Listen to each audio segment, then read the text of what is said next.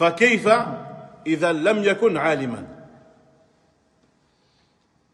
L'étudiant en sciences se distingue par son comportement et la beauté de son langage.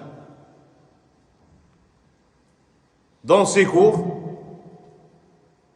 un étudiant en sciences qui donne des cours, dans ses cours, il s'exprime de manière spécifique, scientifique, avoué.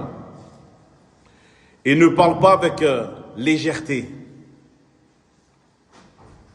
insouciance ou la sottise. Et encore pire que ça, avec des propos orduriers.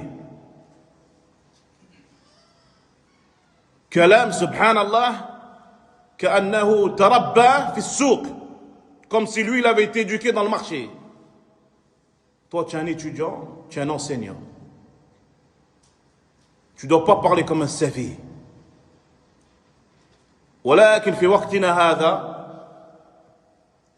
tu vois ceux qui s'affichent sur Internet,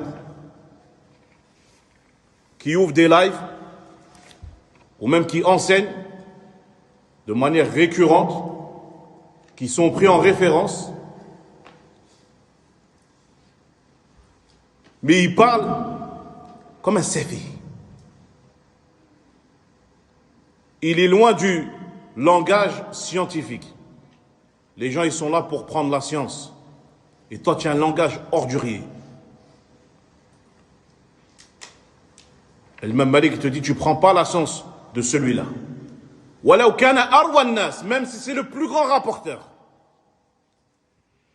Même si c'est un savant. Que dire si cet homme-là, c'est pas un savant? Ça te suffit, ça. Que cet homme-là, il vient vous enseigner, il parle comme un sot. Il n'a pas de langage scientifique. Mais il a un langage déplacé. Lui, il peut vous éduquer, il peut éduquer la jeunesse, il peut former des frères, des étudiants. Il parle avec insouciance comme ça. Kalam qabih, amam al-nas, devant les gens. Imam Malik te dit, tu ne prends pas la science de 4.